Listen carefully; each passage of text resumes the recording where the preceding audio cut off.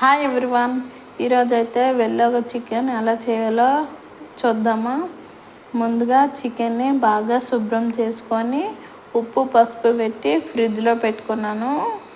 ఆ తర్వాత అందులో కొంచెం శనగపిండి, ఇంకా ఎంత శనగపిండి వేస్తామో అంత కార్న్ఫ్లవర్ వేసుకొని బాగా కలుపుకోవాలి. కలుపుకున్న దాంట్లో ఉప్పు పసుపు కారం అండ్ చికెన్ మసాలా వేసుకొని బాగా కలుపుకోండి. ఇక్కడ స్పూన్తో కన్నా చేతితో కలుపుకుంటే బాగా పడతాయి ముక్కలకి. ఈ కలుపుకున్న దాన్ని వేడి ఆయిల్లో పకోడీలాగా ఒక్కో పీస్ వేసుకోవాలి. ఇక్కడ నేను బోన్లెస్ చికెన్ వేస్తున్నాను.